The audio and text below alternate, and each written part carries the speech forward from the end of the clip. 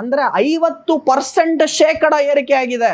$2 billion ನಿಮ್ಮ ಕಚ್ಚಾ ತೈಲದ ಬಿಲ್ ಜಾಸ್ತಿ ಆಗತ್ತೆ. $60 ಇದ್ದಂತ ಕಚ್ಚಾ ತೈಲ ಇವತ್ತು $90 ಆಯ್ತು ಅಂತ ನಾನು ಹೇಳಿದೆ. ಅಂದ್ರೆ $30 ಜಾಸ್ತಿ ಆಗಿದೆ. ಆಮೇಲೆ ಈ ಯುದ್ಧ ಇನ್ನ ಮುಂದುವರೆದರೆ ಎಷ್ಟು ದಿವಸ ಮುಂದುವರಿಯುತ್ತೋ, ಕಚ್ಚಾ ತೈಲ ಎಷ್ಟು ಜಾಸ್ತಿ ಆಗ್ತಾ ಹೋಗುತ್ತೋ ನಮಗದು ನೆಗೆಟಿವ್. ಕಚ್ಚಾ ತೈಲದ ಬೆಲೆಗಳು ಏರಿಕೆ ಆಗ್ತಾ ಇದೆ. $60 ಪ್ರತಿ ಬ್ಯಾರಲ್ ಇದ್ದಂತಹ ಕಚ್ಚಾ ತೈಲ ಇವತ್ತು $90 ಪ್ರತಿ ಬ್ಯಾರಲ್ಗೆ ಹೋಗಿದೆ ಕೇವಲ ಒಂದು ತಿಂಗಳಲ್ಲಿ. $60 ಇಂದ $90 ಕಚ್ಚಾ ತೈಲ ಹೋದ್ರೆ ಎಷ್ಟು ಏರಿಕೆ ಆಯ್ತು ನೀವೇ ಹೇಳ್ತೀರಾ? 50%. ₹60 ಅಥವಾ $60 ಪ್ರತಿ ಬ್ಯಾರಲ್ ಇರೋದು $90 ಪ್ರತಿ ಬ್ಯಾರಲ್ ಆಗಿದೆ ಅಂದ್ರೆ 50% ಏರಿಕೆ ಎಷ್ಟು ದಿವಸದಲ್ಲಿ ಆಗಿರೋದು? ಒಂದು ತಿಂಗಳಲ್ಲಿ ಆಗಿದೆ. ಕಚ್ಚಾ ತೈಲ ಯಾವಾಗ ಜಾಸ್ತಿ ಆಗುತ್ತೋ ಕಚ್ಚಾ ತೈಲದ ಬೆಲೆಗಳು ಏರಿಕೆ ಆಗ್ತಾ ಇದೆ. $60 ಪ್ರತಿ ಬ್ಯಾರಲ್ ಇದ್ದಂತಹ ಕಚ್ಚಾ ತೈಲ ಇವತ್ತು $90 ಪ್ರತಿ ಬ್ಯಾರಲ್ಗೆ ಹೋಗಿದೆ ಕೇವಲ ಒಂದು ತಿಂಗಳಲ್ಲಿ. $60 ಇಂದ $90 ಕಚ್ಚಾ ತೈಲ ಹೋದ್ರೆ ಎಷ್ಟು ಏರಿಕೆ ಆಯ್ತು ನೀವೇ ಹೇಳ್ತೀರಾ? $30 ಪ್ರತಿ ಬ್ಯಾರಲ್ ಏರಿಕೆ ಆಗಿದೆ. ಅಂದ್ರೆ 50% ಶೇಕಡ ಏರಿಕೆ ಆಗಿದೆ. 50%. $60 ಅಥವಾ $60 ಪ್ರತಿ ಬ್ಯಾರಲ್ ಇರೋದು $90 ಪ್ರತಿ ಬ್ಯಾರಲ್ ಆಗಿದೆ ಅಂದ್ರೆ 50% ಏರಿಕೆ ಎಷ್ಟು ದಿವಸದಲ್ಲಿ ಆಗಿರೋದು? ಒಂದು ತಿಂಗಳಲ್ಲಿ ಆಗಿದೆ. ಕಚ್ಚಾ ತೈಲ ಯಾವಾಗ ಜಾಸ್ತಿ ಆಗುತ್ತೋ ಭಾರತ ದೇಶ ಕಚ್ಚಾ ತೈಲವನ್ನ ಆಮದು ಮಾಡ್ಕೊಳುತ್ತೆ ಅಥವಾ ಇಂಪೋರ್ಟ್ ಮಾಡುತ್ತೆ. ಮತ್ತೆ ರೂಪಾಯಿನ ಮೌಲ್ಯ ಕುಸಿತಾ ಇದೆ. ನಾವು ಇಂಪೋರ್ಟ್ ಮಾಡ್ಕೊಂತೀವಲ್ಲ ಕಚ್ಚಾ ತೈಲನ, ರೂಪಾಯಲ್ಲಿ ಕೊಡಕ್ಕಾಗಲ್ಲ, ಡಾಲರಲ್ಲಿ ಪೇಮೆಂಟ್ ಕೊಡಬೇಕು. $1 $80, $82, $84 ಇದ್ದಿದ್ದು ಇವಾಗ $92 ಹೋಗಿದೆ. ಸೊ ಒಂದ್ ಕಡೆ ರೂಪಾಯಿನ ಮೌಲ್ಯ ಕುಸಿತ, ಡಾಲರ್ ಬೆಲೆ ಏರಿಕೆ. ಮತ್ತೊಂದು ಕಡೆ ಈ ಯುದ್ಧದಿಂದ ಕಚ್ಚಾ ತೈಲದ ಬೆಲೆ $60 ಪ್ರತಿ ಬ್ಯಾರಲ್ ಇದ್ದಿದ್ದು $90 ಪ್ರತಿ ಬ್ಯಾರಲ್ಗೆ ಹೋಗಿ 50% ಶೇಕಡ ಒಂದು ತಿಂಗಳಲ್ಲಿ ಏರಿಕೆ ಆಗಿದೆ. ಇದರಿಂದ ಭಾರತದ ಆರ್ಥಿಕ ಪರಿಸ್ಥಿತಿ ಮೇಲೆ ಖಂಡಿತ ಹೊಡೆತ ಬಿದ್ದಿದೆ. ಹಾಗಾಗಿ ಶೇರ್ ಮಾರ್ಕೆಟ್ ಖಂಡಿತವಾಗ್ಲೂ ಬೀಳ್ತಾ ಇದೆ.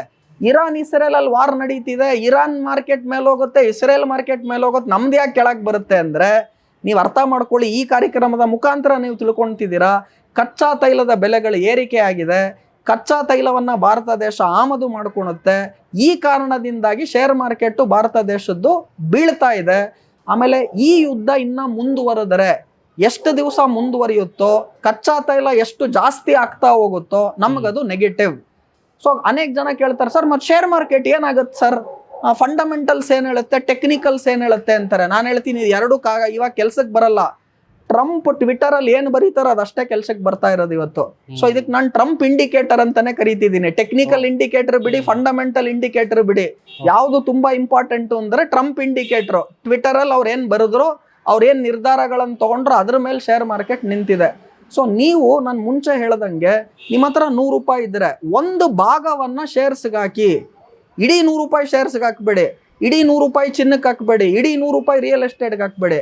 ಅದ್ರಲ್ಲಿ ಒಂದು $20 ರಿಯಲ್ ಎಸ್ಟೇಟ್ಗೆ ಹಾಕಿ, ಒಂದು $20 ಶೇರ್ಗೆ ಹಾಕಿ, ಒಂದು $20 ಬ್ಯಾಂಕ್ FDಗೆ ಹಾಕಿ, $20 ಚಿನ್ನಕ್ಕೆ ಹಾಕಿ. ಈ ಥರ ವಿಂಗಡಣೆ ಮಾಡಿ ಹೂಡಿಕೆ ಮಾಡಿ.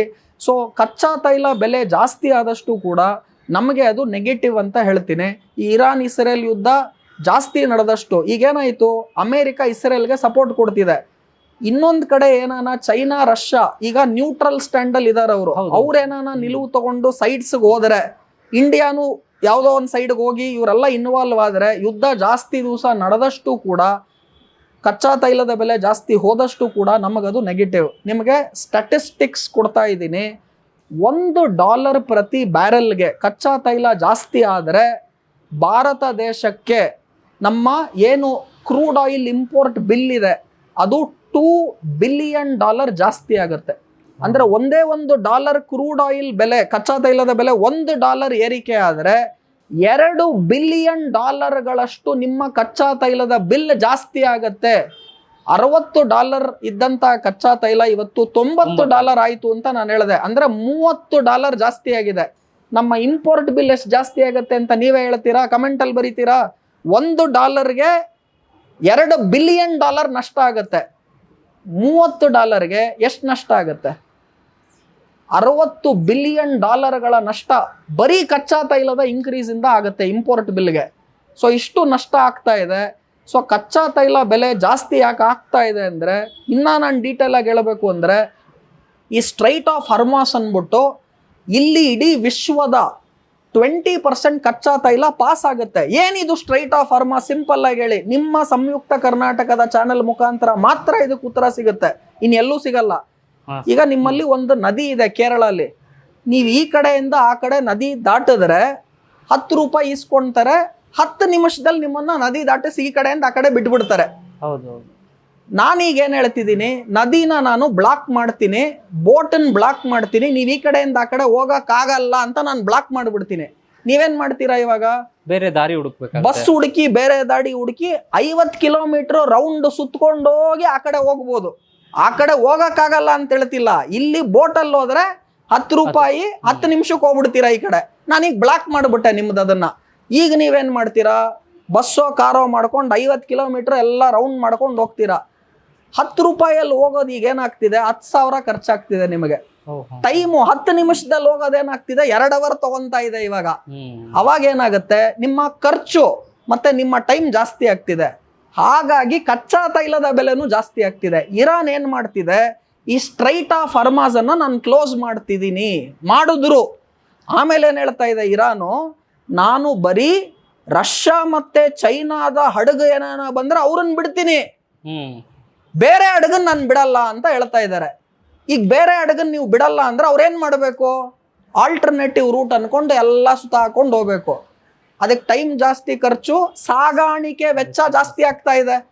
ಅವಾಗ ಏನಾಯ್ತು? ಕಚ್ಚಾ ತೈಲದ ಬೆಲೆಗಳು ಏರಿಕೆ ಆಗ್ತಿದೆ. ಇಂಡಿಯಾದಲ್ಲಿ ಇವತ್ತು LPG ರೇಟ್ 60 ರೂಪೀಸ್ ಜಾಸ್ತಿ ಆಗಿದೆ ಸರ್. ನಾನು ಮಾತಾಡ್ತಿರೋದು ಬರೀ ಕಚ್ಚಾ ತೈಲ. ನೀವು ನನಗೆ ಹೊಸ ಪ್ರಶ್ನೆ ಕೇಳ್ತಾ ಇದ್ದೀರಾ ಇವಾಗ ಗ್ಯಾಸ್ ಬಗ್ಗೆ. ಅದು ಇನ್ನ 1 ಅವರ್ ಮಾತಾಡ್ಬೋದು ನಾನು.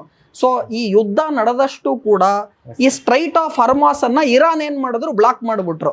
ಅವ್ರೇನ್ ಹೇಳಿದ್ರು? ನಾನು ಸ್ಟ್ರೈಟ್ ಆಫ್ ಫಾರ್ಮಾಸ್ ಅಲ್ಲಿ ನಮ್ಮ ಇಡೀ ವಿಶ್ವದ 20% ಕಚ್ಚಾ ತೈಲ ಇಡೀ ವಿಶ್ವಕ್ಕೆ ಹೋಗೋದು ಈ ಸ್ಟ್ರೈಟ್ ಆಫ್ ಫಾರ್ಮಾಸ್ ಇಂದ.